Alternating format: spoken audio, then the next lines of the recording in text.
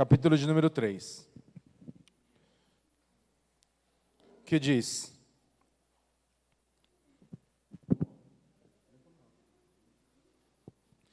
assim: por isso, quando não podemos mais suportar, resolvemos ficar sozinhos em Atenas e enviamos Timóteo para visitá-los. Ele é nosso irmão e colaborador de Deus na proclamação das boas novas de Cristo. Nós o enviamos para fortalecê-los e animá-los na fé, para que as dificuldades não os abalem. Mas vocês sabem que estamos destinados a passar por elas. Quando ainda estávamos com vocês, nós os advertimos de que as aflições em breve viriam. E foi o que aconteceu, como bem sabem. Assim, quando não pude mais suportar, enviei Timóteo, para saber se continuavam firmes na fé. Tinha receio de que o tentador os tivesse vencido, e todo o nosso trabalho houvesse sido inútil. Agora, porém, Timóteo voltou trazendo boas notícias a respeito de sua fé e seu amor. Ele nos contou que vocês se lembram sempre com alegria de nossa visita, e que desejam nos ver tanto quanto nós queremos vê-los. Por isso, irmãos, apesar de nossos sofrimentos e dificuldades, ficamos animados, porque vocês permaneceram firmes na fé. Agora, revivemos por saber que estão firmes no Senhor. Sim, agradecemos a Deus por vocês. Por sua causa, temos grande alegria na presença de Deus. Noite e dia, oramos por vocês com fervor, pedindo que possamos vê-los novamente a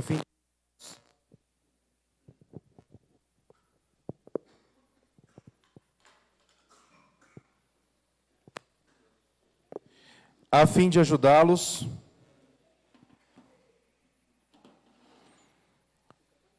a aperfeiçoar a fé. Que Deus, nosso Pai, e nosso Senhor Jesus nos encaminhe a vocês em breve, e que o Senhor faça crescer e transbordar o amor que vocês têm uns pelos outros e por todos, da mesma forma que nosso amor transborda por vocês. E como resultado, que Deus, nosso Pai, torne o seu coração forte, irrepreensível e santo diante dele, para quando nosso Senhor Jesus voltar com todo o seu povo santo. Amém. Esse texto, Paulo escreve externando ali a preocupação que ele tinha com a igreja. É importante nós lembrarmos o contexto em que tudo isso aconteceu. A palavra de Deus diz que Paulo havia ido para a cidade de Tessalônica, passa 3 semanas na cidade de Tessalônica pregando, e ali um grupo de cristãos se convertem ao Senhor. E durante 3 semanas apenas. Foi o tempo que Paulo esteve entre os tessalonicenses pregando a palavra do Senhor. Depois dessas 3 semanas, a Bíblia diz que a perseguição ficou intensa. E os tessalonicenses falaram para Paulo: Paulo, você precisa ir embora, porque o negócio vai ficar complicado aqui. Vai embora. E Paulo, Silas e Timóteo, eles saem de Tessalônica e deixam os cristãos lá. Só que quando Paulo sai de Tessalônica, ele tem uma preocupação com os cristãos de Tessalônica, porque ele havia deixado eles muito prematuramente. Era muito pouco tempo para instruir a igreja e fortalecê-los em tudo aquilo que eles precisavam saber acerca da fé. Então, o tempo que Paulo passa entre os tessalonicenses, para Paulo não era um tempo suficiente, foi pouco tempo. E naquele período, quando Paulo sai, Atos capítulo 16 vai relatar o que acontece ali nesse intervalo da saída de Paulo de Tessalônica. Diz que ele vai para Bereia, depois ele vai para Atenas e ele chega na cidade de Corinto. Quando ele chega na cidade de Corinto, ele ainda permanece com uma preocupação excessiva. E ele vai dizer assim: quando nós não podemos mais suportar, ou seja, a preocupação havia alcançado uma medida tão grande que ele fala assim: eu não tenho mais como ficar aqui e não mandar Timóteo para ver a saúde espiritual da igreja. A preocupação de Paulo era tanta que ele vai dizer que ele não sabia nem se encontraria uma igreja lá mais. Era tamanha a preocupação de Paulo que ele achava que chegasse lá não ia ter mais nenhum cristão lá, não ia ter mais ninguém lá. Ou seja, Paulo começa uma fé nova, uma religião nova, um ensinamento novo, e vai embora. 3 semanas apenas. 3 semanas. é o tempo que Paulo permanece com os Tessalonicenses. E quando ele vai embora da cidade, ele fica pensando em tudo aquilo que ele deixou de fazer em Tessalônica por conta do período que ele ficou. Imaginem vocês que hoje, o tempo para a gente formar um obreiro, a gente fala que é de aproximadamente 3 anos. O tempo para você formar um seminarista hoje é de 5 anos. Qualquer faculdade, ela é de no mínimo 3 anos. Quem aqui se formou, fez alguma graduação, estudou no mínimo por 3 anos. A maioria das faculdades é de 5 anos. Dependendo da habilidade que a pessoa tem, ela precisa estudar 8 anos, 9 anos, 10 anos para poder ter uma formação suficiente. Eu tenho certeza aqui que muitos de vocês se formaram aqui em alguma faculdade, alguma graduação ou estão estudando, não estão? Quando você se forma, você se torna um especialista naquilo que você se formou, sim ou não? Se torna um especialista, sim ou não? Porque a faculdade ela vai te dar uma base. É possível alguém ser especialista em conhecimento sobre Deus em 3 semanas? Ainda que se estude muito, ainda que estude todos os dias, durante 8 horas por dia, 10, 12 horas por dia, é possível que alguém se torne um profundo conhecedor das Escrituras em 3 semanas? É possível alguém dirigir uma igreja tendo tido, por experiência, aprender durante 3 semanas? Qual que era a probabilidade de esse projeto ter dado certo? Na cabeça de Paulo, era 0.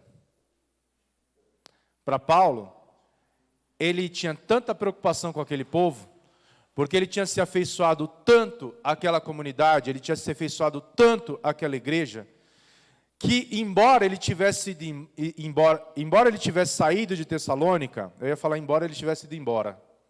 Não está errado, mas não é. Embora ele tivesse saído de Tessalônica muito apressadamente, o coração dele se mantinha ligado ao coração daquele povo. E ele sabia que a instrução que eles haviam recebido não era suficiente para que eles permanecessem. Por que que não era suficiente? Por quê que não era suficiente? Por causa das tribulações que eles passariam, por causa das lutas que eles passariam. Então, a primeira coisa que a gente precisa entender é que quando nós decidimos crer em Cristo, a gente sabe que a gente vai passar também por lutas e por tribulações. Porque é isso que a palavra de Deus nos diz. Hoje, a grande maioria dos métodos de evangelização passam pela declaração de que uma vez que você crê em Cristo, tudo vai dar certo na sua vida. Para muitas pessoas, crer em Cristo é a solução de problemas terrenos. Para muitas pessoas, crer em Cristo é a fórmula para ter uma vida feliz e isenta de qualquer tipo de problema. Não é isso que as pessoas falam? A gente vê que tem igrejas que divulgam suas programações com base no quê?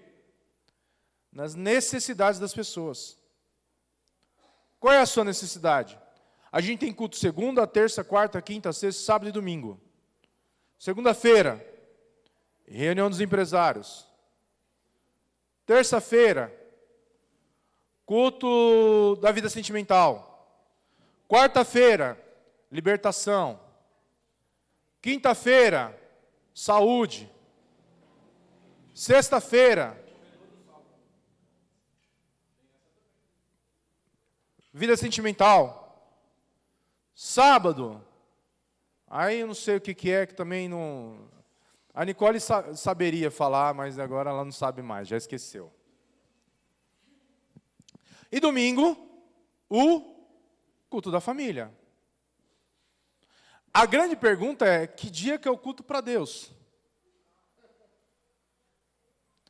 Essa é a grande questão, a grande pergunta. Qual é o dia que Deus é cultuado? Porque tem um dia que é o culto da vitória.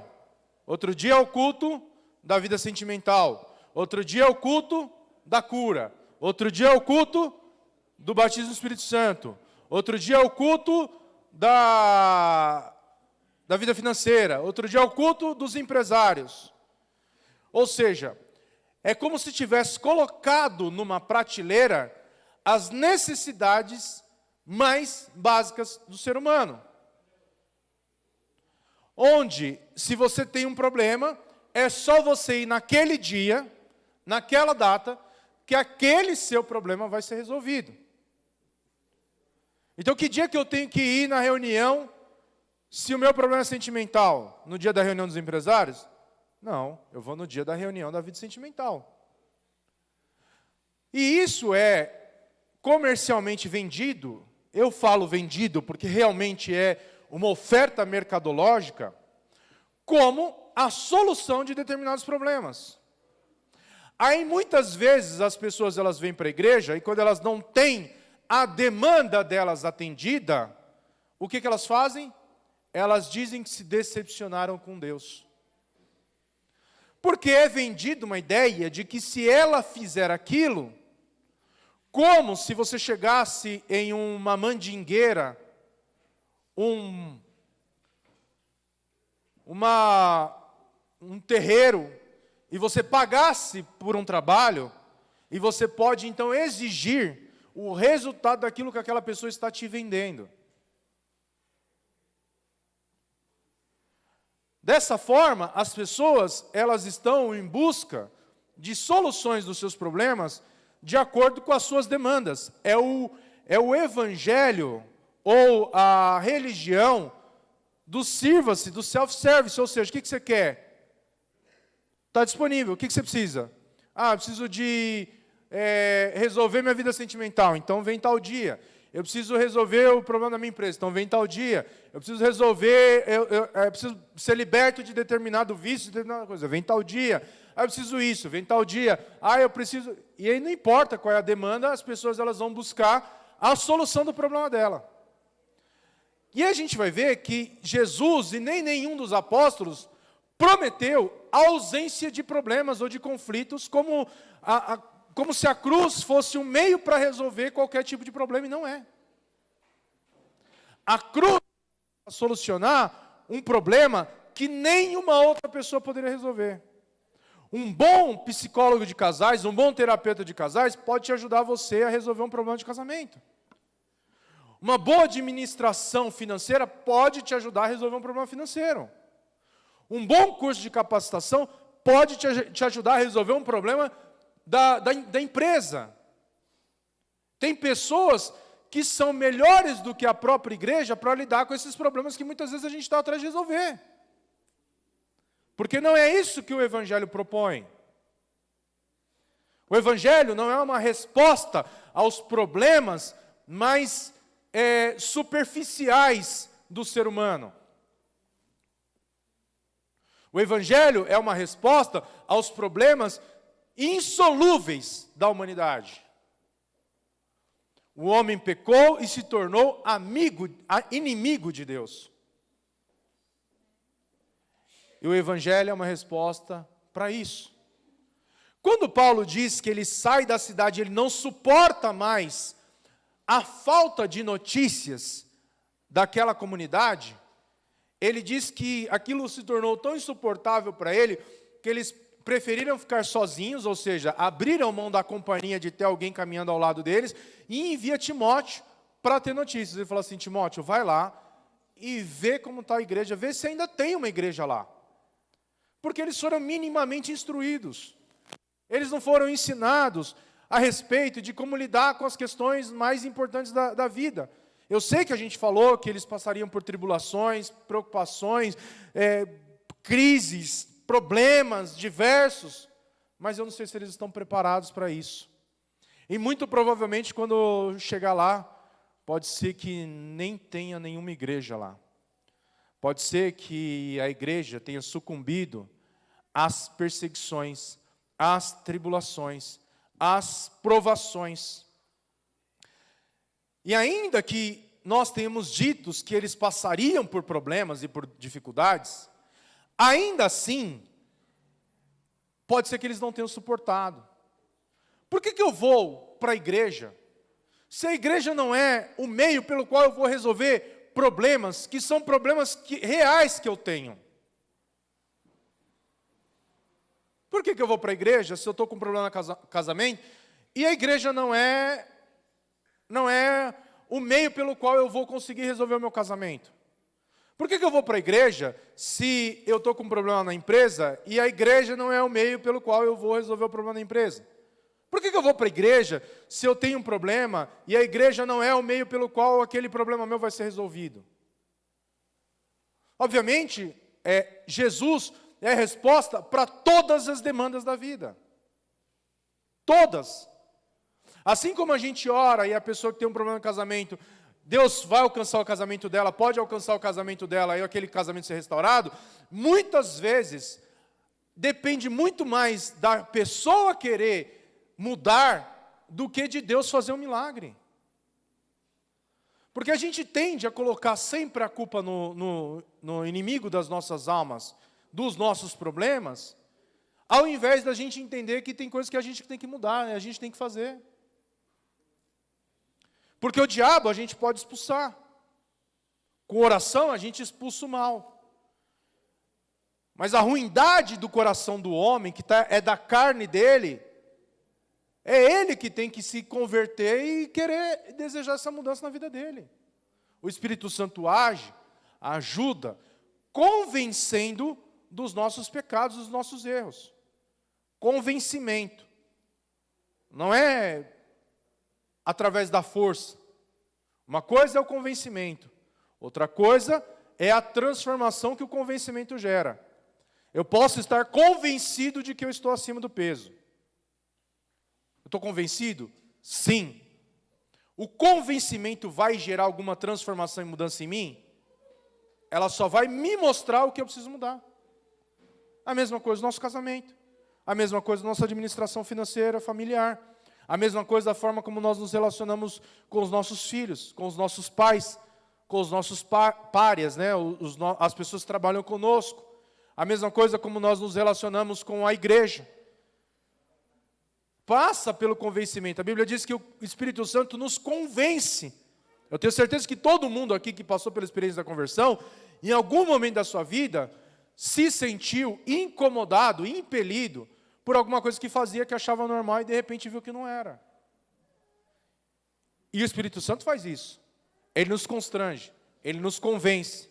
Mas a mudança depende de nós. Nós precisamos entender qual é a mudança que tem que ser gerada. E quando Paulo ele escreve aquela carta, ele envia Timóteo para a igreja, ele não sabia o que esperar, qual era a resposta que viria.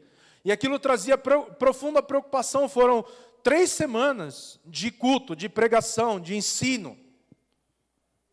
3 semanas. E quando Timóteo vai à cidade, Paulo permanece preocupado, até que Timóteo volta. E a Bíblia vai falar que Deus, Ele nunca nos prometeu a ausência de conflitos. Nunca nos prometeu a ausência de problemas e de dificuldades. E muitas vezes tem gente que, eu já ouvi falar, pessoas falar, que quando sai da igreja, a vida delas está uma maravilha. Você sair da igreja hoje, você tem 10% a mais de renda, que você não precisa dizimar. Pô, o que você faria com 10% a mais de salário? É bom, não é? Você sair da igreja, você tem mais tempo. Você pode viajar, você pode passear. Você tem mais dinheiro para fazer isso. Você sair da igreja, você tem mais amizades, porque você tem tempo para amizades que hoje você não tem. Você tem tempo para você confraternizar. Pessoal que estuda Betel semana inteira, não tem tempo para pizza, não tem tempo para barzinho. não tem tempo para cinema, não tem tempo para amigos.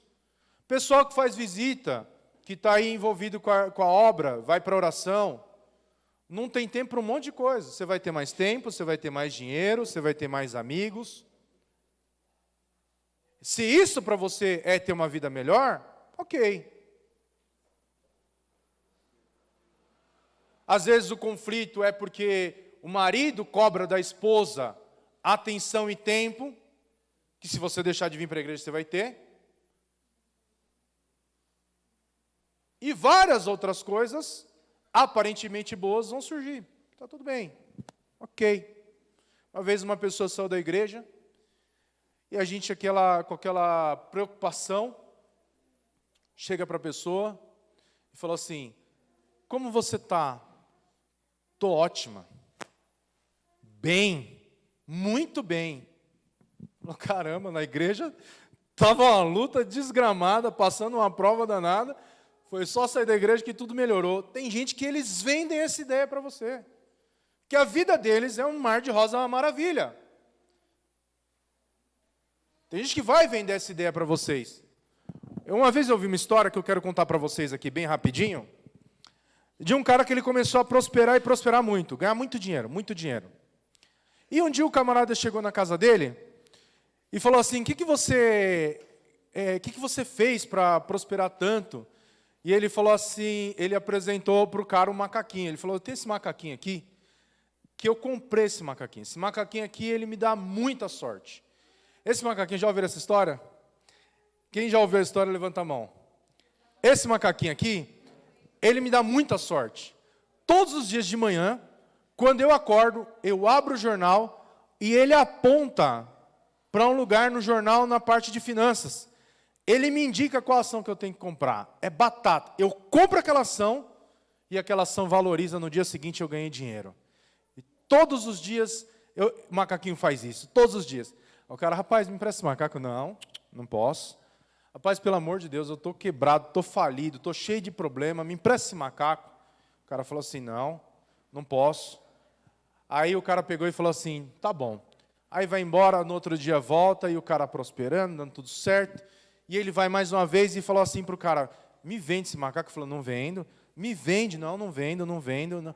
Pelo amor de Deus, eu preciso desse macaco, eu estou com um problema, eu preciso resolver esse problema na minha vida, eu estou cheio de dívida, estou quebrado, estou falido, me ajuda. Aí o cara falou assim, não. Aí insistiu tanto que o cara falou, tá bom, vou te vender. E colocou o preço do macaco. Colocou o preço do macaco, o macaco foi, ele pagou o preço que o cara queria, vendeu tudo que tinha ainda restado, ele vendeu, levou o macaco para casa. Quando ele chegou em casa, primeiro dia, nada do macaco indicação, fez cocô em tudo quanto é lugar, quebrou coisa. Quando ele pegou o jornal, ele rasgou o jornal. E aí, primeiro dia, segundo dia, terceiro dia, no quarto, no quinto dia, o cara voltou desesperado. Falou assim, você me enganou, você me vendeu esse macaco não fez nada do que você falou, minha casa está uma bagunça, ele rasgou o jornal, fez cocô em tudo quanto é lugar, minha casa está uma sujeira, uma bagunça. O cara falou assim, fica quieto, senão você não vai conseguir vender o macaco. E muita gente está vendendo para vocês o macaco, falando que a vida delas está boa, fora da igreja, fora de Cristo. As pessoas, elas vendem uma falsa ilusão de que a vida delas é uma maravilha. Nós vivemos em tempo de redes sociais, e eu nunca vi, a não ser quando o casal quer mesmo um destruir a vida do outro. Falou, acabei de brigar com a minha esposa aqui, o negócio está feio aqui em casa. Não, mas na hora de postar o stories, a foto, fazer o textão, é uma vida que não é a vida real. E muitas vezes a pessoa que está do outro lado vendo, projeta aquilo como se aquilo fosse uma vida real, uma vida maravilhosa, e não é. E o apóstolo Paulo sabia disso. E ele dizia assim, eles vão passar por problemas, vão passar por tribulações. A grande questão é saber se vocês estão preparados para as lutas que vêm sobre a vida de vocês. Porque a prova vem sobre o ímpio e sobre o crente. A Jaqueline e Danilo passaram mais de 70 dias no hospital. E nesses mais 70 dias, provavelmente eles viram gente que era muito crente lá. Fiel aos pés do Senhor. que estava ali dizendo assim, tudo vai bem. E de repente, não deu tudo certo. Houve uma perda, houve um luto, ou aquela pessoa ainda está no hospital. E de repente também eles se depararam com situações de pessoas que estavam desacreditadas e desenganadas, que têm uma fé que não é uma fé como a nossa, e tiveram alta, saíram do hospital, tiveram seus problemas resolvidos. Crer em Cristo não é ausência de conflitos. Crer em Cristo não é que tudo vai dar certo na sua vida. É muito mais do que isso. É muito mais do que isso. E o apóstolo Paulo, ele dizia assim, olha, vocês sabem que nós estamos destinados a passar pelas lutas.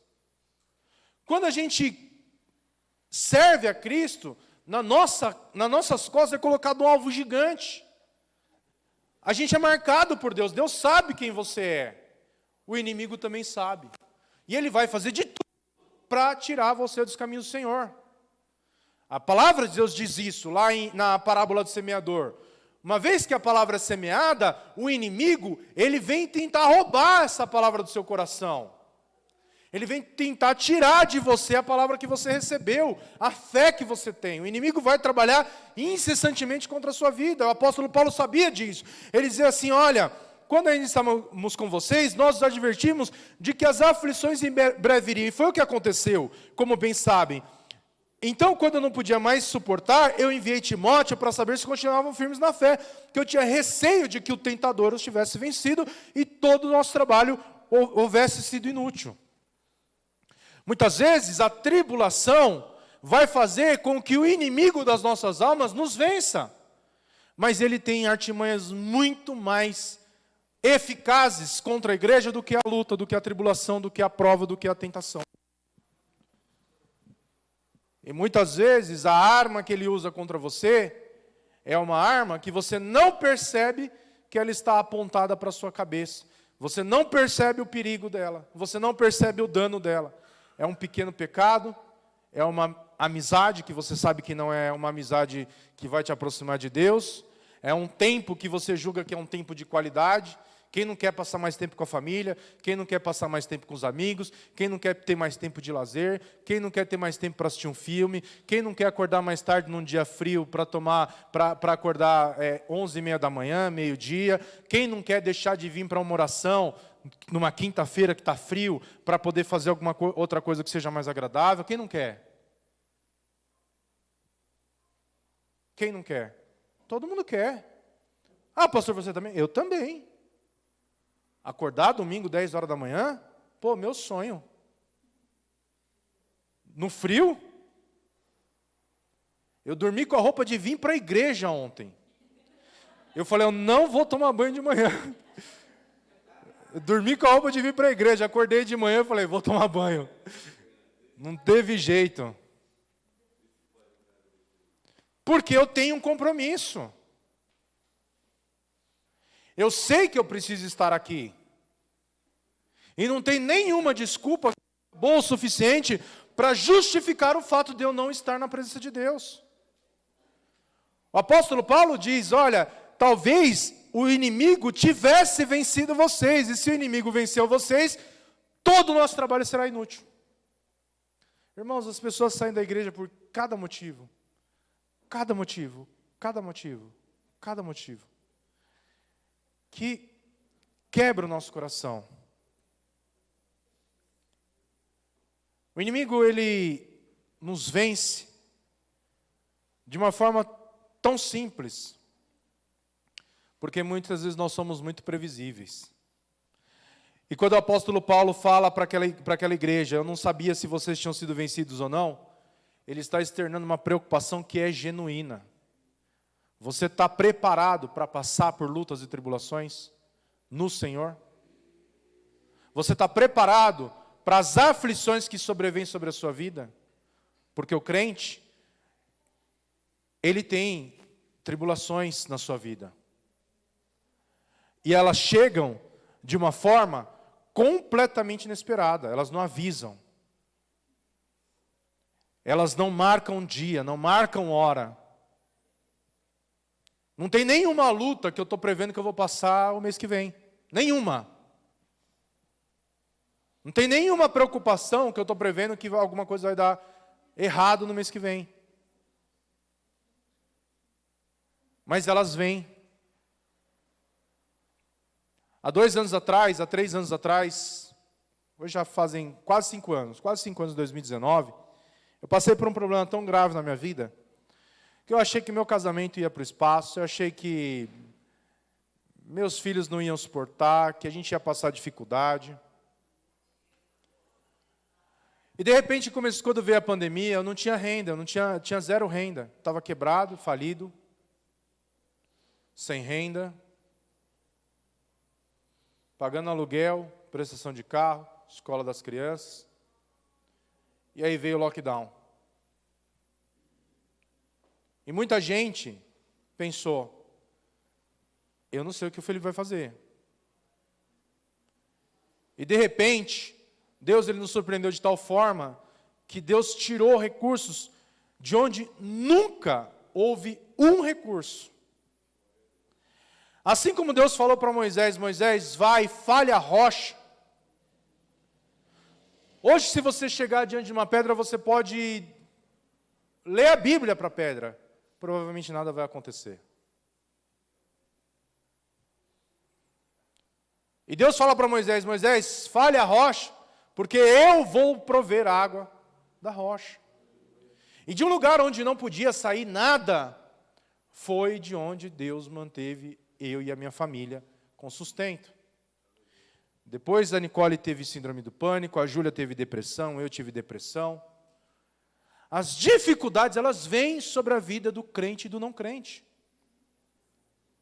As dificuldades, elas vêm, muitas vezes a gente vê casais jovens, e a gente faz algumas programações contando com a igreja, pensando, a gente precisa preparar essas pessoas para aquilo que vai vir sobre a vida delas. Porque nós que somos casados há mais tempo sabemos, as lutas vêm. A luta vem no momento de falta de apetite sexual, a luta vem no momento de falta de dinheiro, a luta vem no momento de interferência familiar, a luta vem no momento de desemprego, a luta vem de diversas formas, mas ela vem. A mesma coisa, as pessoas elas têm um emprego estável, de repente chega uma notícia e vai haver um corte e a pessoa fica desempregada. Se tem uma coisa que não existe, é estabilidade. As coisas elas mudam numa velocidade que a gente não consegue acompanhar. Só que nós precisamos estar preparados. O que Paulo estava dizendo é, será que eles estão preparados para passar por aquilo que eu falei que eles passariam? Você está preparado para o seu dia mal? Você está preparado para o dia que você não vai conseguir orar, é só chorar? Tem gente que a gente sabe quando passa a prova, a gente sabe que essa pessoa vai suportar, porque essa pessoa é uma pessoa de oração, essa pessoa é uma pessoa madura na fé, essa pessoa é uma pessoa constante. Outras pessoas a gente fica ali pedindo a misericórdia de Deus, a graça de Deus, porque a gente não sabe se a pessoa aguenta. Mas a luta ela vem na medida que a gente consegue suportar. E aí, quando Paulo fala isso para Timóteo, a notícia que chega para Paulo é: Timóteo voltou trazendo boas notícias a respeito da sua fé e do seu amor.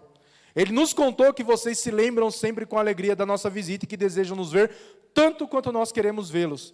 Por isso, irmãos, apesar de nossos sofrimentos e dificuldades, ficamos animados porque vocês permanecerem firmes na fé. Agora revivemos por saber que estão firmes no Senhor. Olha só a notícia que Timóteo traz.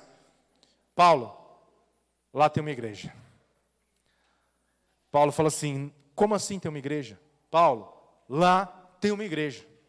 Paulo, a igreja está crescendo. Paulo, a igreja está firme no Senhor.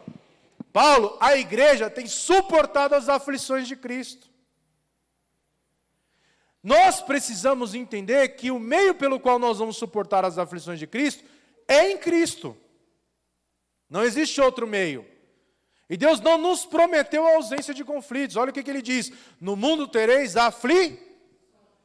mas no mundo tereis. Eu tenho certeza que você não saiu da sua casa hoje para dizer que você teria aflições. Mas as aflições, elas fazem parte da vida do crente. As aflições, elas têm um caráter pedagógico. As aflições, elas têm um caráter doutrinário. Olha só o que diz Deuteronômio capítulo 8, versículo 2.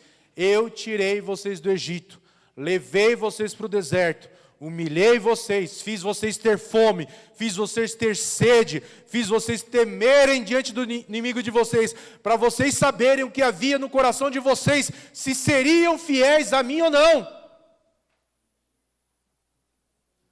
As aflições, elas têm um caráter pedagógico. Às vezes a gente pode não entender o que Deus está fazendo, pode não entender o porquê Deus está fazendo, mas há um propósito de Deus em tudo, em absolutamente tudo. O próprio Jesus, ele diz, o que eu faço hoje vocês não entendem. Por que vocês passam por tudo isso? Quando eu passei pelo problema da depressão na minha casa, eu fiquei num estado de letargia tão grande, que aquilo era hoje, eu acordar cedo, de manhã, qualquer hora do dia, eu ver a minha filha sorrindo, é a maior expressão do amor de Deus pela minha vida. Só eu e a minha esposa sabemos o quanto era difícil não ver a minha filha sorrindo. Não tinha nada que pudesse fazer a minha filha se alegrar. Nada. Nada. O diabo roubou a alegria da minha família. E hoje, todos os dias à noite, a gente se reúne para orar. E a gente ri, brinca, se alegra na cama, todos os dias. A gente fica um rindo com o outro, brincando com os cachorros, brincando uns com os outros. O diabo tinha roubado a alegria da minha família. Por que o Senhor permitiu para que eu passasse por tudo isso? No momento da tribulação, da prova, eu não sabia por que eu estava passando por tudo aquilo. Mas hoje eu posso olhar para qualquer pessoa que passa pelo que eu passei e de dizer que Jesus cura, Jesus liberta, Jesus transforma. Não havia um pecado que eu e a minha família tivéssemos que confessar para dizer que nós estávamos passando por tudo aquilo porque havíamos pecado contra Deus. Não havia algo que justificasse a nossa luta, a nossa tribulação. Mas aprove a Deus nos enfermar, nos moer. Chegou um dia na minha casa, que a pastora Meire foi orar por nós. E ela lembrou das vezes que eu orei por pessoas que aparentemente tinham problemas que não tinham solução. Orei por pessoas que estavam na cadeira de rodas. E eu fui confrontado ali. O meu pecado não era um pecado de prostituição, de avareza, de mentira, de engano, mas era uma falta de confiança em Deus. E naquele momento, a minha família e eu, nós tomamos uma decisão.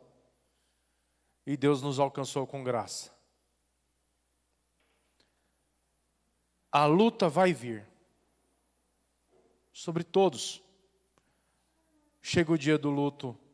Chega o dia da carteirinha do hospital. Chega o dia que você chega no hospital, todo mundo te conhece. Do porteiro ao chefe da enfermaria, todos os médicos. Chega o dia que muitas vezes a gente tem que enfrentar humilhação na porta de uma cadeia para visitar alguém. Chega o dia em que a demissão chega, o desemprego chega. Chega o dia em que você abre o armário e aparentemente não tem nada. Chega o dia em que você passa a privação. Chega o dia em que a gasolina do carro acaba. Chega o dia em que você não tem dinheiro para pagar a prestação do carro. Chega o dia em que você não tem dinheiro para pagar o cartão de crédito. Chega o dia em que a pessoa que você jurou amor e fez votos, diz que não te ama mais e que não quer mais nada com você. Chega o dia que o filho olha para o pai e para a mãe e fala assim: pai, hoje eu não quero ir para a igreja. Pai, eu não vou mais. Chega o dia em que a dor chega. A grande questão é saber, se hoje a gente não pudesse reunir mais, se hoje a igreja Porta da Salvação perdesse seus pastores, pastora Meire, pastor Ricardo, pastor Felipe, André, Deusa, perdesse seus líderes. Se a gente voltasse aqui daqui 6 meses, haveria uma igreja aqui? Haveria um povo aqui? Muitas vezes com líderes vocês têm preguiça de se reunir. Com líderes, com pastores, vocês têm preguiça de orar. Com líderes, com pastores, vocês têm preguiça de visitar uns aos outros, de ter comunhão uns com os outros. Será que a preocupação de Paulo não seria a mesma preocupação que nós teríamos hoje, se deixássemos uma igreja hoje, sem a gente ter nenhum tipo de comunicação?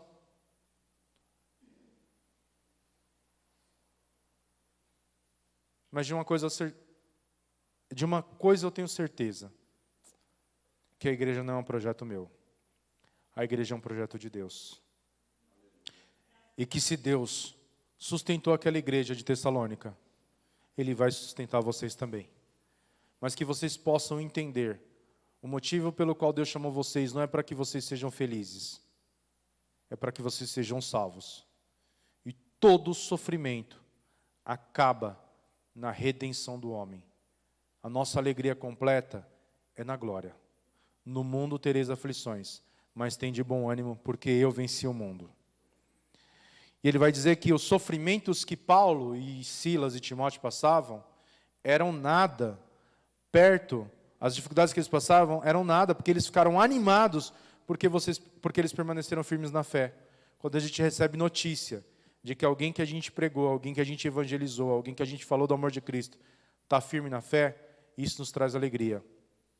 Um dia, nós fomos orar por uma moça, e o Edvaldo, a Camila, pastor Ricardo, a moça estava dentro de a casa da mulher, ela tinha uma casa em cima e tinha uma casa embaixo. Embaixo era uma cozinha, quarto e como se fosse uma kitnet.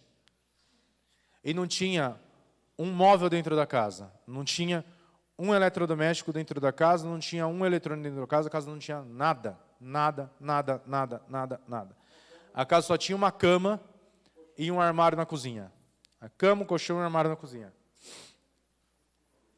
A casa não tinha... os azulejos estavam todos arrancados. Vários azulejos arrancados. A moça, uma jovem de mais ou menos uns 24 anos de idade, arrancava os azulejos com as mãos. E ela ficava trancada, igual bicho. Ela arrancava os azulejos com as mãos. E nós fomos lá orar. Oramos um dia, oramos um outro dia, e aparentemente nada havia acontecido. Quando nós quisemos voltar, a mãe daquela jovem falou que a gente não devia ir mais, e nós não podemos mais voltar. Fomos embora. Depois de um tempo, recebemos a notícia de que aquela moça havia sido curada. E ela havia começado a trabalhar. Jesus ele vai atuar onde ninguém mais pode atuar. Jesus vai fazer o que ninguém mais pode fazer. Aquela menina tinha ido em vários e vários e vários médicos. Jesus não vem para resolver problema que qualquer pessoa pode resolver. Jesus vem para resolver coisas que ninguém pode resolver. E o maior problema que você tem é o pecado no seu coração. É o pecado na sua vida. E para isso, Jesus morreu na cruz do Calvário. Para te libertar da escravidão do pecado, para te salvar, não só do seu pecado, mas te salvar da ira do inferno e te dar vida eterna. Então não importa se você passar por luta, tribulação, dificuldade, não saia da presença de Jesus. Permaneça firme. Permaneça firme. Ainda que essa luta seja extremamente intensa, ainda assim, tudo vai passar. Se não for daqui um dia, uma semana, um mês, um ano, vai ser na eternidade. A única coisa que importa são as coisas que são eternas. O que não é eterno é eternamente inútil. Que Deus possa falar mais aos nossos corações. Amém? E aí, só para finalizar, o verso 11 diz assim: que Deus, nosso Pai, nosso Senhor Jesus, nos encaminhe a vocês em breve, e que o Senhor faça crescer e transbordar o amor que vocês têm uns pelos outros e por todos, da mesma forma que o nosso amor transborda por vocês. E como resultado, que Deus, nosso Pai, torne o seu coração forte, irrepreensível e santo diante dele, para quando o nosso Senhor Jesus voltar com todo o seu povo santo. Amém. Olha só o que Paulo está dizendo. Que o seu coração se torne forte, irrepreensível e santo, até a volta de Jesus. Para quando Jesus voltar, você possa estar preparado com todo o povo santo. No final, Paulo está dizendo que tudo converge em Cristo na salvação. Romanos capítulo 8 vai dizer que todas as coisas cooperam para o bem daqueles que amam a Deus. O bem de Deus inclui o mal também. Porque o que contribui para o bem é a nossa salvação.